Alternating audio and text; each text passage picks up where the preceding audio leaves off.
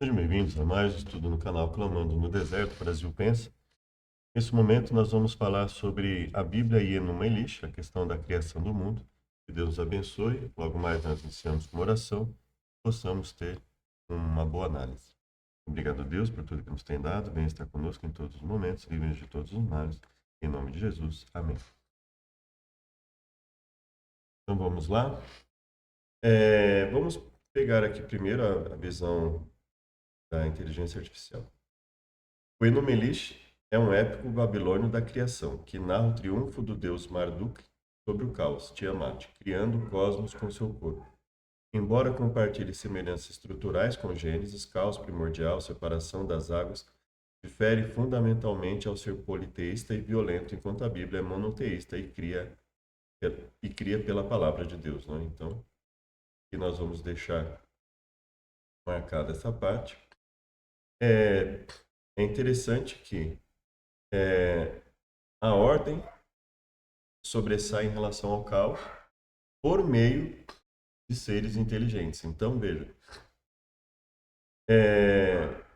por mais que se tenha a questão aqui politeísta, é uma visão muito mais coerente do que a visão, por exemplo, naturalista do Big Bang e do modelo Lambda CDM, que parte de algo menos organizado, aparentemente, para algo mais organizado, e etc., ou coisas nesse sentido, né? Então, eu não estou com o livro aqui no momento, mas eu vou fazer alguns comentários sobre ele também, dentro da limitação do que eu posso falar, né? Pegar algumas partes apenas. Do Big Bang ao Universo Eterno, onde ele chega a citar, inclusive, a questão de a origem por meio da desintegração de algo como, parecido com um átomo, ou do tamanho de um próton, etc., né? Então, ainda assim, é uma visão mais coerente, porque é uma visão falando, não, para que a ordem se sobressaia sobre o caos, é preciso que ações inteligentes sejam feitas. Né? Principais comparações e paralelos. Caos primordial. Ambos os textos começam com o estado de caos aquático. Então, ambos os textos começam com caos aquático primordial, antes da criação ordenada. Separação das águas. Enuma Elish descreve a divisão do corpo da deusa Tiamat para criar o céu e a terra.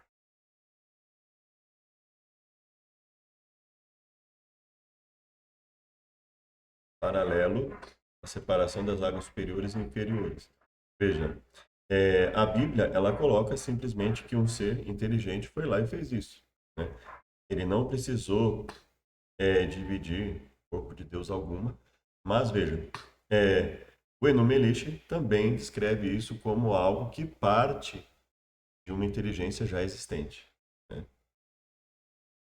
Referência teológica. O relato babilônico foca na ascensão de Marduk e na criação da Babilônia, com humanos criados para serem escravos dos deuses. Já a Bíblia foca na soberania de Deus, Elohim, e na criação do ser humano à sua imagem. Então, os dois relatam que a criação foi por meio de um ser ou seres inteligentes envolvidos. Né? Então, haviam seres, ou havia um ser inteligente, ou haviam seres inteligentes, né? Ali, nesse momento. Né? Cosmologia. A visão de um firmamento separando as águas, águas é a existência de monstros marinhos, como o Leviatã, reflete o entendimento comum do Oriente Próximo sobre o mundo, utilizado na Bíblia, mas com uma perspectiva teológica diferente. Então, veja, há um reconhecimento, mesmo na visão que costuma ser tendenciosa da inteligência artificial, né? Quando você simplesmente coloca ali, às vezes ela vai dar uma visão tendenciosa, e depois, dependendo do que você fizer, ela vai concordar com você ou não, né? Mas geralmente concorda em alguns pontos, né?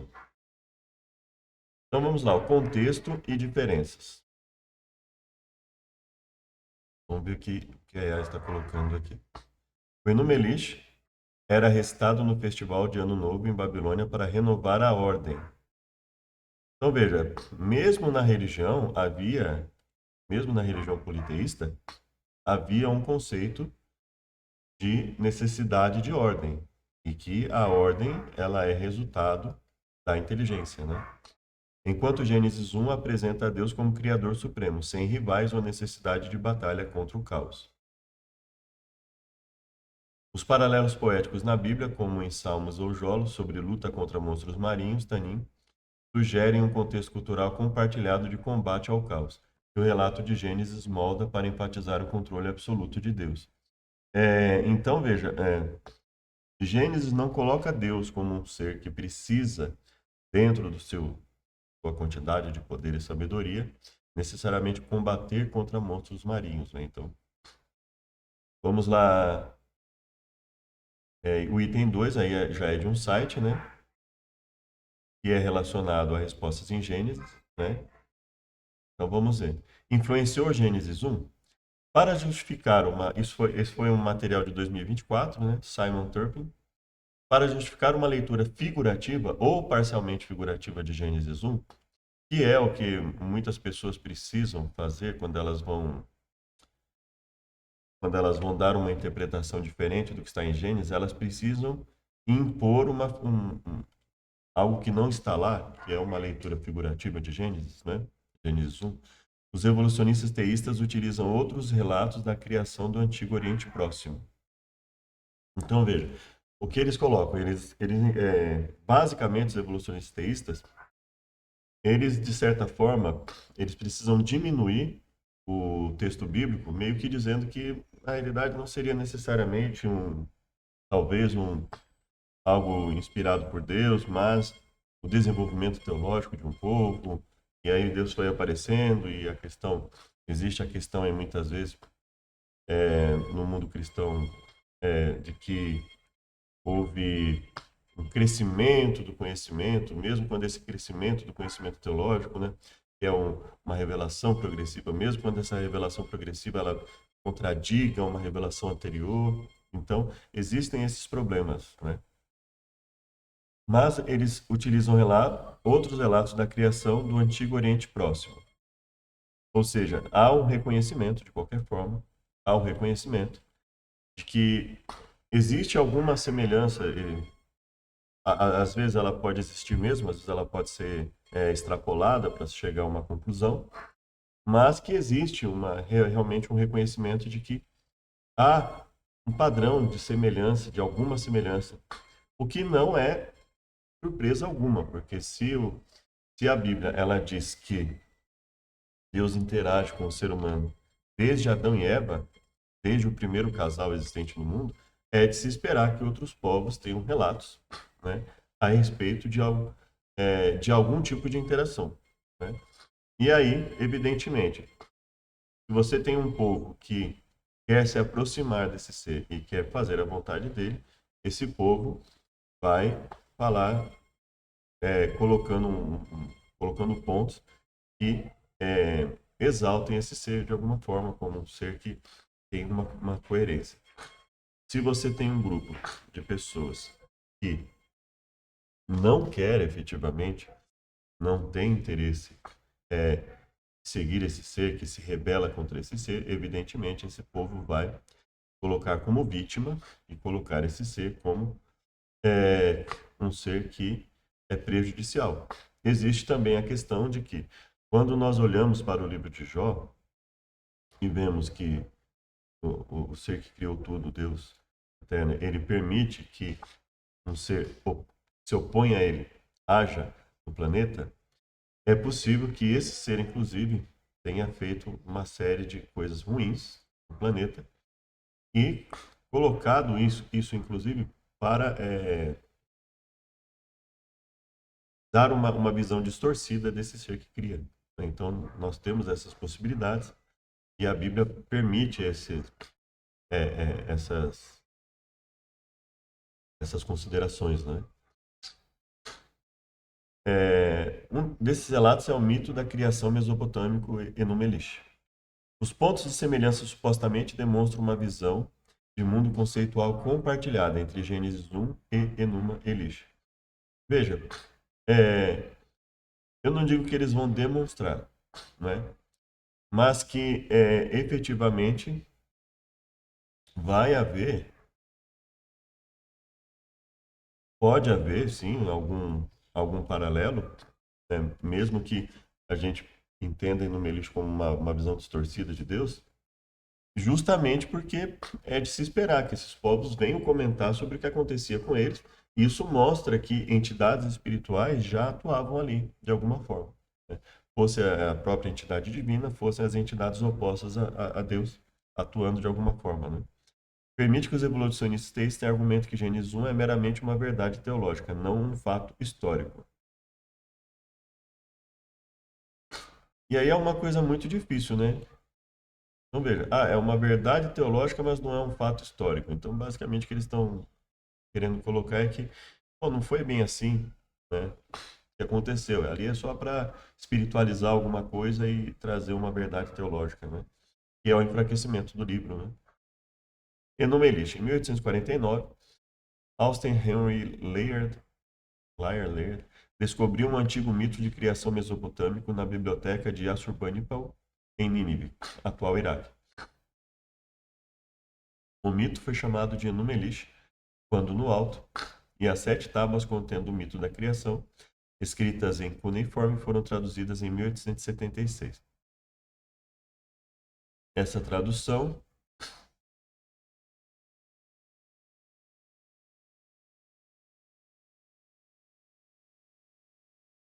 aqui.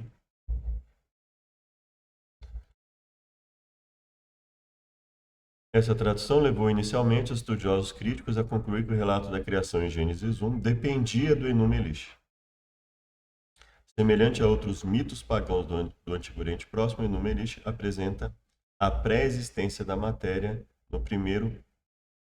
no momento do primeiro ato criativo.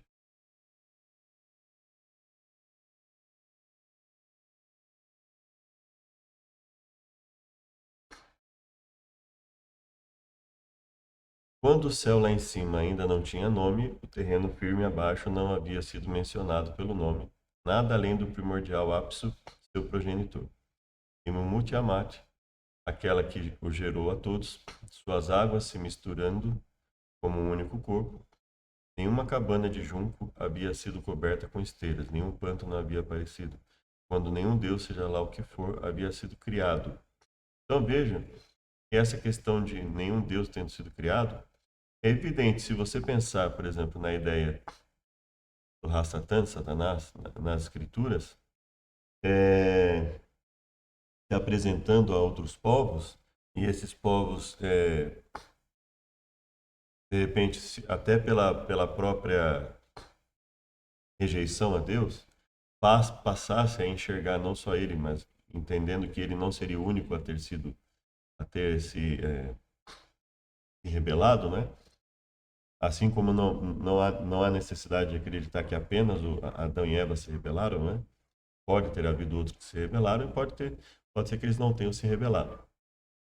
Assim como aqui, né, esses seres, se você, então eles, deuses criados, ou seja, seres que têm de repente, uma característica superior ao dos seres humanos, reconhecidamente superior ao dos seres humanos, mas que efetivamente não tenham sido, não sejam, é possível perceber que eles não representam os seres criadores ou o ser criador.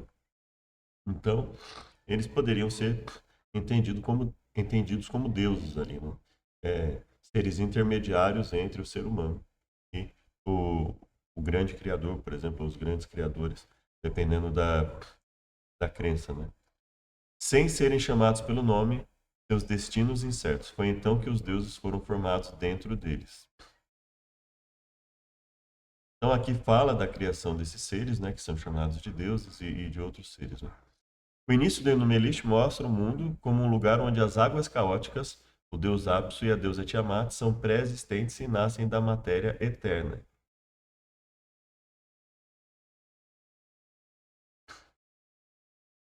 É, talvez esse seja um dos motivos de que, para algumas pessoas, seja interessante falar sobre o universo eterno, né? Sobre a necessidade de um universo eterno que talvez fosse se contraindo, expandindo eternamente, ou qualquer outra configuração. mas que não tenha tido um começo. Apsu, o deus masculino da água doce, procria com Tiamat, a deusa feminina da água salgada, que resulta na criação de outros deuses que representam vários aspectos da natureza. Então aqui nós já temos uma certa diferença, né? Ou seja, como se tivéssemos cada deus ou grupo de deuses aqui responsável por algum aspecto da natureza, né? E quando a gente olha, e novamente olhando para Jó, a ideia de que Satanás teria atuado sim, né? Quer dizer, ele fez com que Jó ficasse doente, ele destrói os filhos de Jó, ele destrói as propriedades, então ele age na natureza, né? Para fazer isso. Foi do deus e da deusa Damkina que nasceu o deus Marduk, que mais tarde ascendeu ao poder supremo. Então aqui nós já temos uma usurpação de poder, né? Então o ser que se torna supremo, ele usurpa o poder de alguém, né? E é uma forma muito é uma forma de você diminuir a, o aspecto do caráter do ser supremo que você não goste, por exemplo, né? Após derrotar a deusa Tiamat em batalha, Marduk usa seu cadáver que ele corta ao meio para criar o céu e a terra. Marduk então cria o sol, a lua e as estrelas e lhes dá o papel de marcar as estações do ano. Então aqui existe uma semelhança, enquanto aqui existe uma evidente diferença, né? Então, aqui existe uma evidente diferença. O Enuma-Elish trata de como Marduk se tornou o deus principal no panteão babilônico e não é tanto uma cosmogonia, origem do universo, mas sim uma teogonia, origem dos deuses. Então, Enuma-Elish estaria mais vinculado a como os deuses vieram a existir. E colocação de Babilônia no centro de tudo ali, né? Existem diversos problemas em acreditar que os supostos pontos de semelhança entre Enuma-Elish e Gênesis 1 demonstram uma visão de mundo conceitual compartilhada. Então, veja, a questão até que ponto realmente eles são semelhantes, supostos pontos de semelhança. E eles demonstram uma visão de mundo conceitual compartilhada, e ainda que demonstram que visão de mundo? Até qual é o limite de visão de mundo aí que está sendo compartilhado? E onde estão as evidentes diferenças, né? No princípio, o verso quando Deus começou. O início de Enuma-Elish, que diz assemelhar-se a Gênesis 1 e 2, começa com uma cláusula temporal, quando no alto. Visto que Enuma-Elish começa com uma cláusula temporal, alguns evolucionistas argumentam que Gênesis 1 deveria ser traduzido como uma cláusula temporal, uma frase incompleta. Quando Deus começou a criar os céus e a terra. O que seria isso? Isso, infelizmente, é usado no meio cristão também, tá? É você pegar o contexto, semelhanças com povos da época, comportamento do que acontecia na época, e você limitar o que está escrito ao contexto da época. Então, você dizer, por exemplo, vou pegar um exemplo que é muito usado. Pegar cartas de Paulo. Paulo teria dito isso e isso a respeito de como o culto deveria ocorrer em relação à mulher, em relação ao homem na igreja, por causa do contexto da época. Jesus teria feito isso por causa do contexto da época. É algo que não está lá no texto. Muitas vezes o texto não tem nenhuma intenção de colocar aquilo como um evento que só ocorreu por causa do contexto da época. Jesus só fez isso por causa do contexto da época. Paulo só escreveu isso por causa do contexto da época. É uma coisa que não está lá. Mas é uma maneira de você anular o texto, sem ter elementos no texto para dar a sua interpretação, você anular o texto. Então, é simplesmente isso. Paulo só falou isso aqui porque na época os povos agiam assim, assado. Então, ou seja, você pega qualquer coisa contexto que favoreça a sua visão, mesmo quando o texto, evidentemente, né, assim, é possível verificar, por exemplo, falas nos textos de Paulo, em que ele está colocando aquilo por causa de um determinado contexto. Quando ele diz, por exemplo, olha, por causa da situação de agora, né, eu não queria que vocês passassem por todo esse sofrimento, então por isso eu estou dizendo que seria melhor que vocês não se casassem, etc. Então, veja, o texto está evidentemente, quando ele queria colocar isso como contextual, ele evidentemente colocava. E quando ele queria colocar algo como não contextual, ou seja, não tem a ver com o contexto da época que eu estou falando.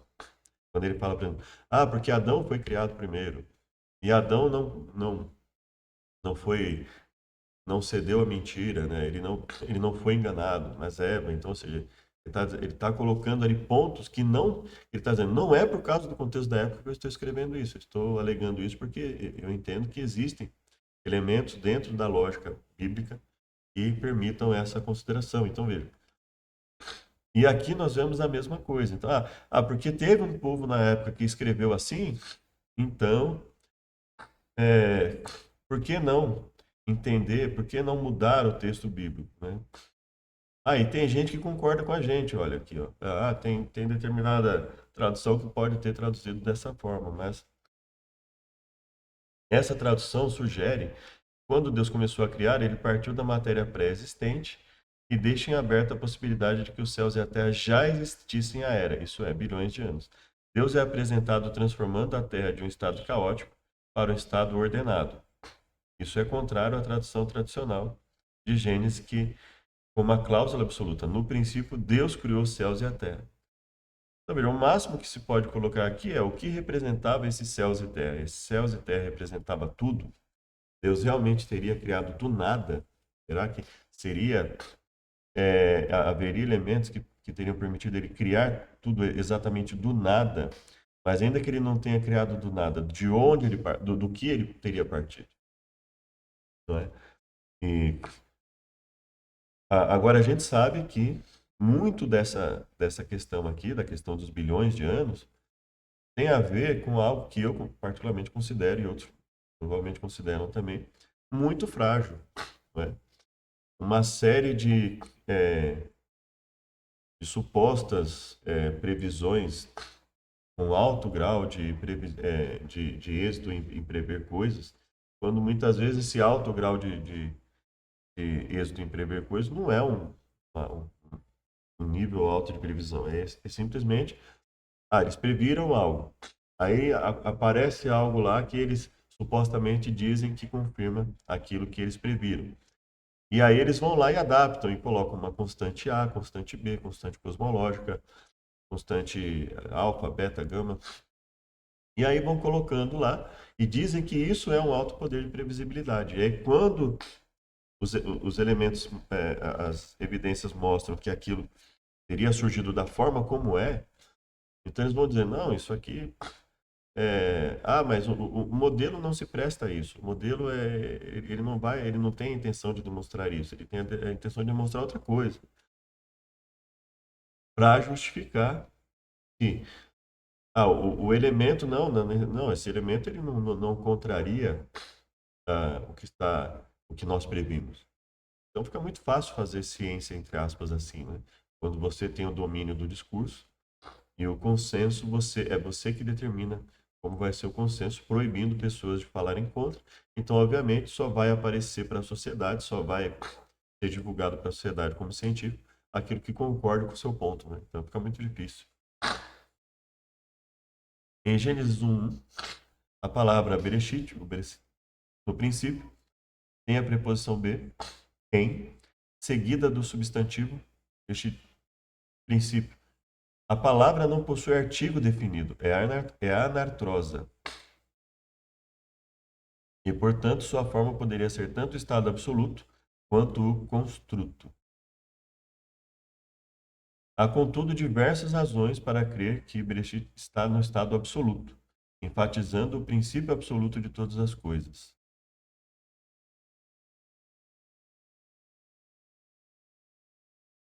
Primeiro, versões antigas de Gênesis 1 interpretavam Bereshit como se referindo ao estado absoluto de todas as coisas. Então aqui, veja, aqui nós estamos em um ponto que é análise gramatical, analisar a questão assim, esse termo, ele está se referindo ao aspecto absoluto ou não, veja. É a busca do entendimento do texto, não é a inclusão no texto de algo que não está nele para justificar algo como bilhões de anos, por exemplo, né? Por exemplo, a Septuaginta, né, traduz como uma oração absoluta, no princípio. Segundo, quando ele ocorre em estado construto, ele tem um sufixo pronominal, por exemplo, Números 18:12 e Jó 8:7. Uma contração vocálica, por exemplo, Deuteronômio 11:12, ou faz parte de uma cadeia de construções terminada por um substantivo absoluto definido. Por exemplo, Jeremias 26:1 e 27:1. Mas nenhum desses indicadores está presente em Gênesis 1:1.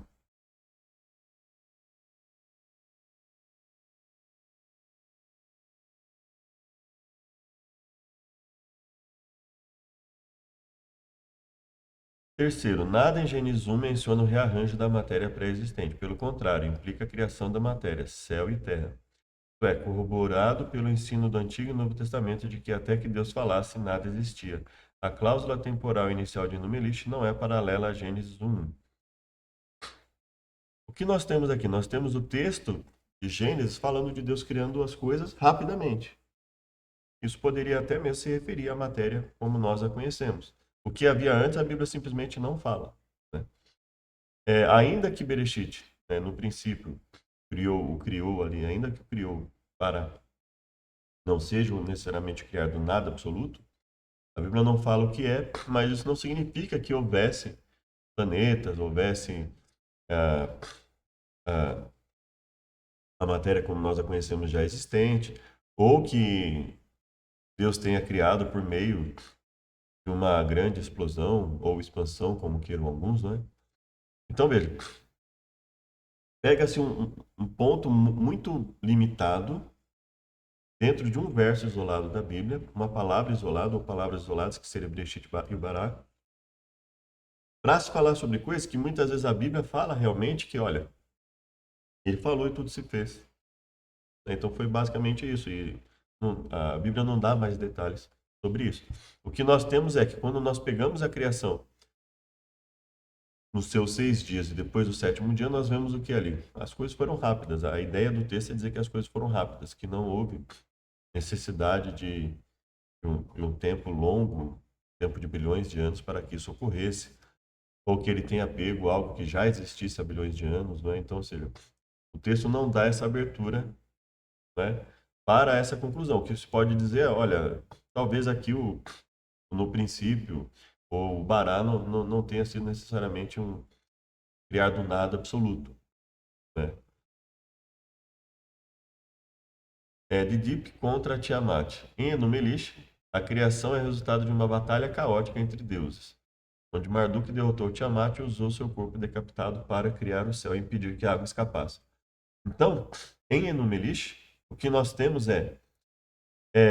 primeiro vem um caos por causa da luta entre eles, né? Isso gerou efetivamente, você está falando de seres ali com alto poder, né? Então, isso gerou algum caos onde estava havendo o conflito, né? Inicialmente, estudiosos críticos argumentaram que a referência ao abismo, Gênesis 1:2, era um resquício da batalha entre Marduk e Tiamat. Então, veja, é a extrapolação diante de uma palavra isolada dentro do texto, por exemplo, que é o que eles querem que seja o determinante aqui. Esse é o grande problema, né? Quando uma pessoa que estuda algo e ela começa a estudar bastante sobre alguma coisa, ou nem tanto, ela começa a achar que por ela ter estudado aquilo, porque ela, entre aspas, se especializou naquilo, mesmo quando ela extrapola, ela tem que ser, o que ela fala tem que ser aceito, ou alguma coisa nesse sentido. É, que foi desmistificada pelos hebreus. Uma das razões para isso era que a deusa babilônica Tiamat, soava como uma palavra hebraica para abismo. Para estudiosos críticos, isso significava que, em Gênesis 1:2, o deus hebreu também teve que vencer a deusa do caos, Tiamat, na forma de abismo. Ou seja, veja como eles extrapolam, né? Não tem nada disso no texto. Alguns evolucionistas ainda argumentam que Terron está linguisticamente relacionado a Tiamat, portanto indica que o mundo já estava em estado caótico desde o princípio.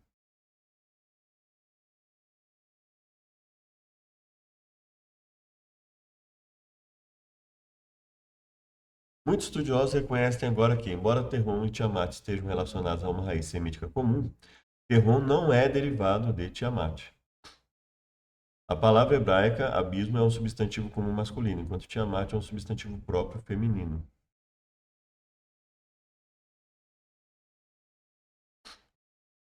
Além disso, em Enumelish, Tiamat é uma deusa. Em Gênesis 1:2, o abismo não é divino ou vivo, mas simplesmente uma criação de Deus. É apenas água física e não símbolo do caos. Há uma clara diferença entre Tiamat e o abismo. Em Gênesis 1:2, o abismo faz parte da criação de Deus.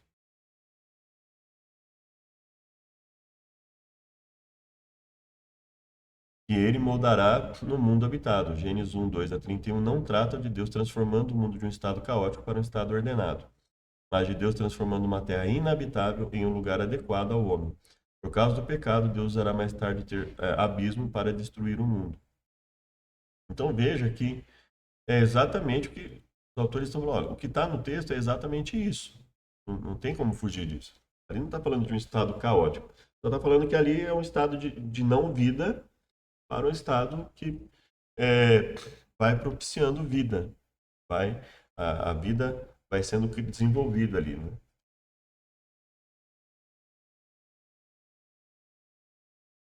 Em Enumelish, no contexto do firmamento, Marduk abre o corpo da derrotada Tiamat e divide suas águas ao meio para criar o céu e impedir que a água escape.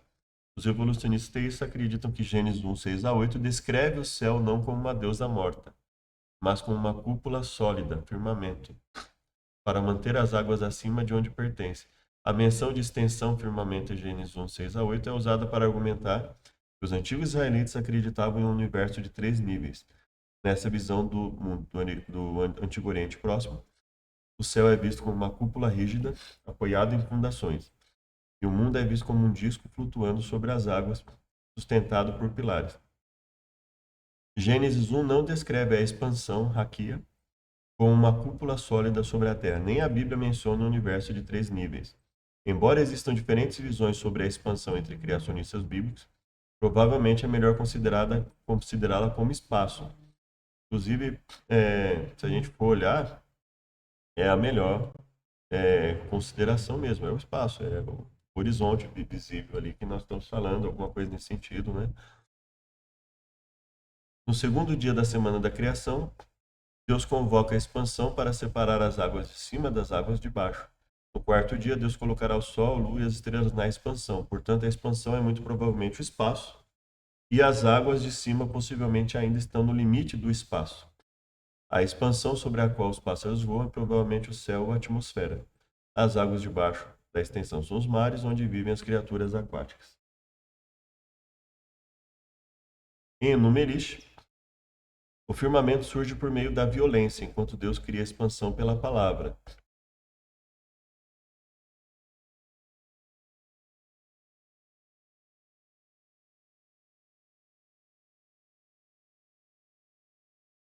Vamos.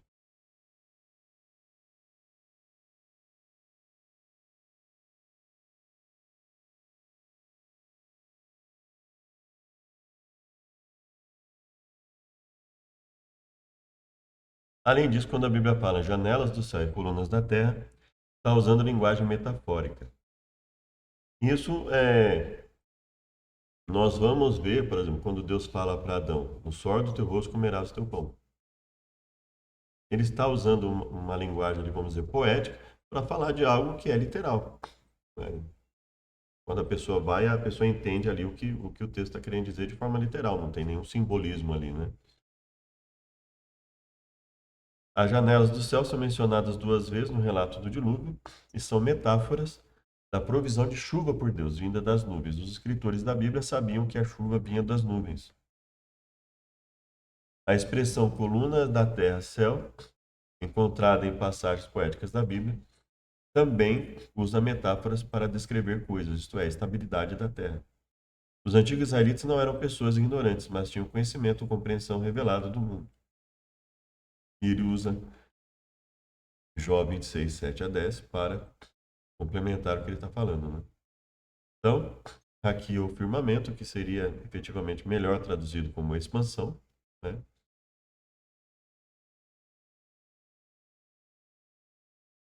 É suposta concepção hebraica primitiva do universo. aqui.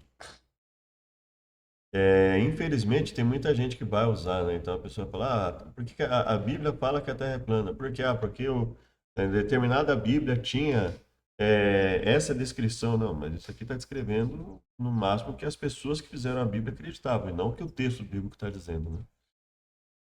Luzes maiores e menores versus Deus nos céus. Enuma-Elish, após matar Tiamat,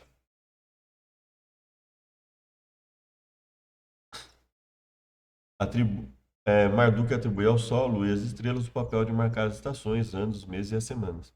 Era o deus Sol, Samas, o responsável pelo ano, e o deus Lua, Nanar, quem foi designado como a joia da noite para fixar os dias. Nos mitos de criação do Oriente Próximo, o Sol, Lua e as estrelas eram adorados como deuses.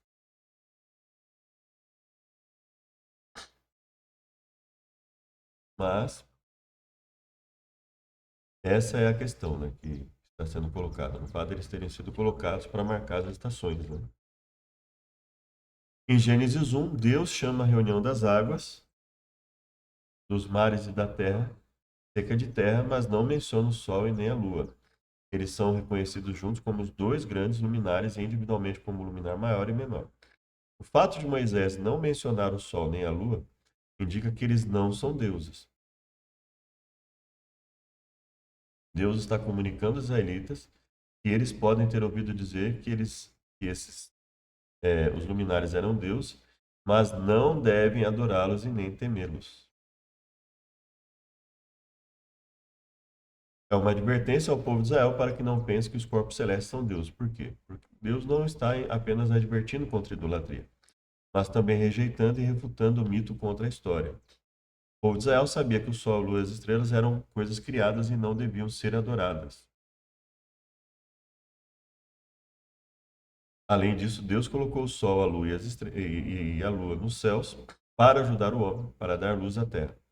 Exclui a ideia de que eles devem ser adorados. Cosmovisão bíblica versus cosmovisão do Antigo Oriente Próximo.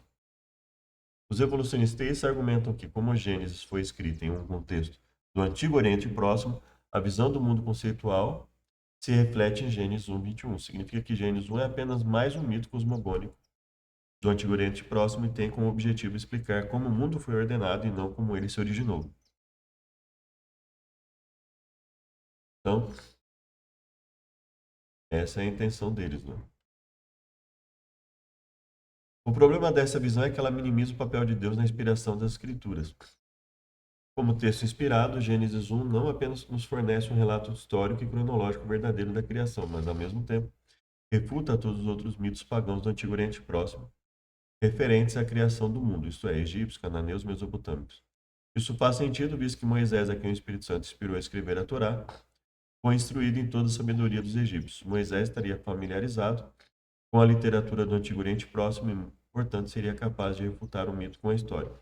O que a Bíblia coloca é que a proposta da Bíblia nos leva a concluir, no entendimento, no decurso lógico ali, refletindo sobre aquilo, é que a ordem que nós vemos, ela não seria explicada como uma série de conflitos entre seres com poder parecido entre si. Ela seria melhor explicada por tendo em mente um ser supremo, existente desde sempre, e revoluções, rebeldias de outros seres contra ele, que teriam causado ali alguns contratempos, alguns problemas, seriam visíveis até hoje no planeta, por exemplo. Gênesis 1 faz parte das escrituras inspiradas por Deus e não é simplesmente um reflexo de uma visão do mundo conceitual. É o único que foi dado pelo único Deus verdadeiro, eterno, soberano, testemunha sua obra na criação. A singularidade de Gênesis 1 distingue de Enuma-Elish. Aqueles que acreditam que Gênesis 1 compartilha uma visão de mundo conceitual fazem devido a uma suposição a priori de que Gênesis 1 não é único entre os mitos, ou seja, não é um relato inspirado. E veja, o problema aqui não é a questão do porque eles acham, deixa de achar. A questão é que eles tentam impor ao texto que não está lá. O problema significativo para acreditar que Enuma-Elish seja o pano de fundo ou visão de mundo conceitual de Gênesis 1 é a falta de consenso sobre a data de sua composição. Isso é um argumento forte. Ele foi datado por volta de 1800 a.C. e 1100 a.C. Tendo Elish foi composto por volta de 1100, então ele surgiu 300 anos depois de Moisés ter escrito a Torá. Portanto, não pode ser o pano de fundo de Gênesis 1.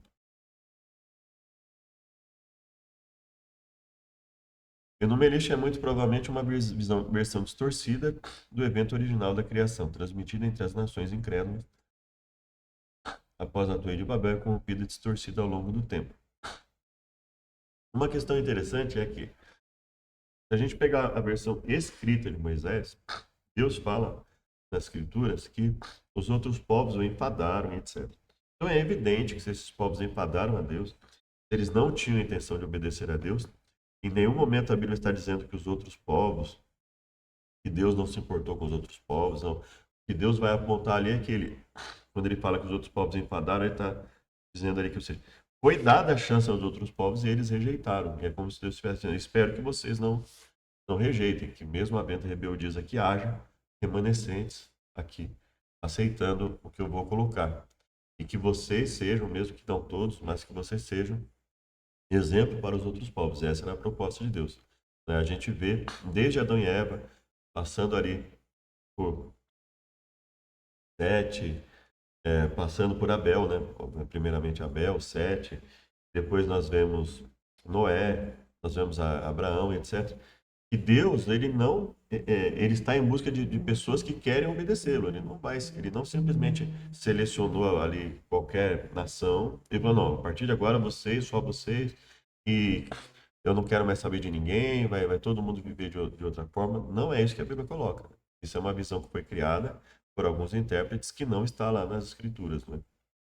Então é evidente que pode haver até mesmo relatos anteriores às Escrituras e que vão apresentar uma versão distorcida, uma versão que muitas vezes não vai fazer sentido até com a própria realidade que nós vemos, né? Se nós olhamos para a realidade do nosso mundo, nós vemos que ela não é resultado de um conflito constante entre seres de poder igual, semelhante ali, que tem caprichos e vão fazendo isso e aquilo de forma caprichosa no mundo. Não, a explicação é muito mais coerente, tendo em mente a ideia que é proposta na Bíblia, que há um ser superior, que houve uma rebelião, isso é algo excepcional, que não é isso que esse ser deseja, não é isso que ele vai permitir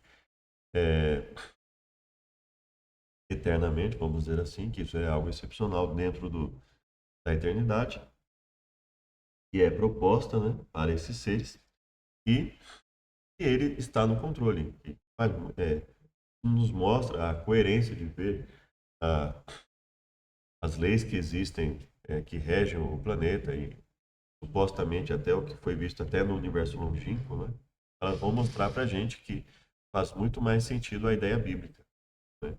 De um ser de um consenso coordenado para manter organizadas as coisas, não apenas um consenso forçado, como nós vemos aqui, para calar as pessoas, né? Então, aqui estão as notas de rodapé do material, né? Se você quiser ver esse material completo, né, com outros pontos, né?